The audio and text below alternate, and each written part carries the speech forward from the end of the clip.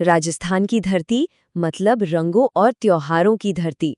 और आज हम एक ऐसे ही त्योहार की दुनिया में उतरने वाले हैं जो इन सब का ग्रैंड फिनाले है, गणगौर। तो चलिए इसके रंग, इसकी कहानियां सब कुछ समझते हैं।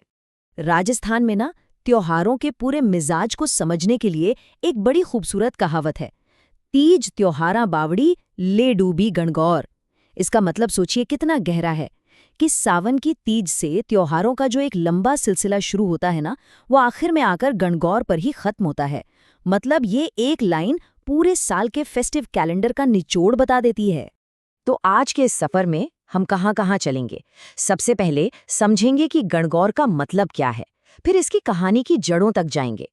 इसके बाद हम देखेंगे कि कैसे एक ही त्योहार अलग-अलग शहरों में बिल्कुल अलग रूप ले लेता है। कुछ ऐसी परंपराओं की भी बात करेंगे जो शायद आपको हैरान कर दें। और आखिर में ये भी जानेंगे कि गणगौर सिर्फ एक त्योहार क्यों नहीं, बल्कि राजस्थान की एक जीती जागती पहचान है। तो चलिए शुरू करते हैं सबसे बेसिक सवाल से। आखिर ये गणगौर है क्या? किसी भी त्योहार को समझने का सबसे अच्छा तरीका पता है क्या है? उसका नाम। और गणगौर का नाम, अरे वो तो अपने आप में ही पूरी कहानी है। देखिए, गण का मतलब है भगवान शिव और गौर का मतलब है देवी पार्वती। तो बस ये त्योहार कुछ और नहीं बल्कि शिव और पार्वती के दिव्य प्रेम और उनके विवाह का उत्सव है। तो ये मनाया कब जाता है? देखिए, हिंदू कैलेंडर के हिसाब से चैत्र महीने में जब चांद बढ़ रहा होता है ना, उस शुक्ल पक्ष के तीसरे दिन। और ये दिन इतना शुभ है, इतना खास है कि इसे सौभाग्य तृतीया भी कहते हैं। सौभाग्य यानी अच्छी किस्मत, खासकर शादीशुदा जिंदगी की खुशहाली, जिसकी प्रार्थना इस दिन की जाती है। और हाँ, ये मत सोचिएगा कि ये सिर्फ एक दिन का त्योहार है। नहीं नहीं, बिल्कुल नहीं। गणगौर का उत्सव पूरे, जी हाँ, पूरे 18 दिनों तक चलता है। 18 दिन। यही बात तो इसे राजस्थान के सबसे लंबे और सबसे शानदार त्योहारों में से एक बनाती है। अब हर त्योहार के दिल में एक कहानी धड़कती है ना? और गणगौर की कहानी तो भक्ति और प्रेम की एक मिसाल है। तो कहानी कुछ ऐसी है कि देवी पार्वती ने भगवान शिव को अपने पति के रूप में पाने के लिए बहुत ही कठोर तपस्या की। मतलब अटूट भक्ति। और उनकी इसी लगन, इसी प्रेम को देखकर भगवान शिव प्रसन्न हुए और उन्हें अपनी पत्नी के रूप में स्वीकार कर लिया। और जानते हैं सबसे खूबसूरत बात क्या है? यही आस्था आज भी बिल्कुल वैसी ही जिंदा है। आज भी कुंवारी लड़कियां एक अच्छा पति पाने के लिए और शादीशुदा महिलाएं अपने पति की लंबी उम्र के लिए ठीक उसी भक्ति भाव से गौर माता की पूजा करती हैं। लेकिन अब आता है इस त्योहार का सबसे दिलचस्प पहलू।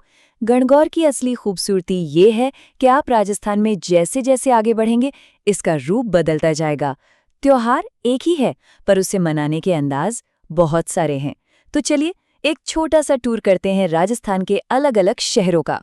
हाँ, ये सच है कि गणगौर का नाम लेते ही सबसे पहले जहन में जयपुर की वो भव्य शाही सवारी आती है। लेकिन असली कहानी तो जयपुर के बाहर शुरू होती है। एक नज़र इस पर डालिए, कितना कमाल का है ये।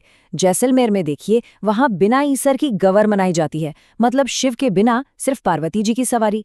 फिर आप नाथद्वारा जाएंगे तो वहाँ गुलाबी गणगौर देखने को मिलेगी, जो एक दिन बाद होती है। और फिर है सबसे हटकर धींगा गवर। ये तो महीना ही बदल देती है। उदयपुर और जोधपुर में इसे वैशाख के महीने में मनाते हैं, वो भी बिल्कुल अनोखे अंदाज में। और ये जो धींगा गवर है ना, इसके भी दो बिल्कुल अलग अलग रंग हैं।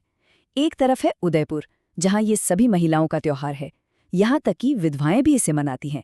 इसका जिक्र तो मशहूर इतिहासकार कर्नल जेम्स टॉड ने भी अपनी किताबों में किया है। और दूसरी तरफ है जोधपुर, जहाँ ये बन जाती है धींगा गवर बेंत मार। इसे मजाक में कुंवारों की गणगौर भी कहते हैं। क्यों? क्योंकि यहाँ एक बड़ी मजेदार परंपरा है। माना जाता है कि जिस भी कुंवारे लड़के को महिलाओं की बेंत यानी छड़ी की मार पड़ गई, समझो उसकी शादी पक्की। है ना कमाल? वाकई हमारी परंपराएं कितनी अनोखी हैं।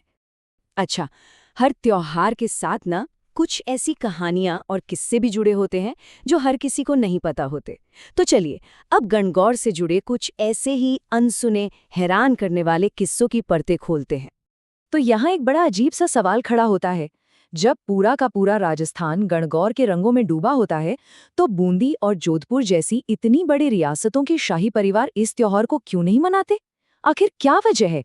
इस सवाल का जवाब एक पुरानी कहावत में छिपा है। कहावत है, हाड़ों ले डुब्यो गणगौर, मतलब हाड़ा राजा गणगौर को ले डूबा। और इस कहावत के पीछे एक बहुत ही दुखद कहानी है। हुआ ये था कि बूंदी में एक बार गणगौर का जुलूस विसर्जन के लिए झील पर पहुंचा।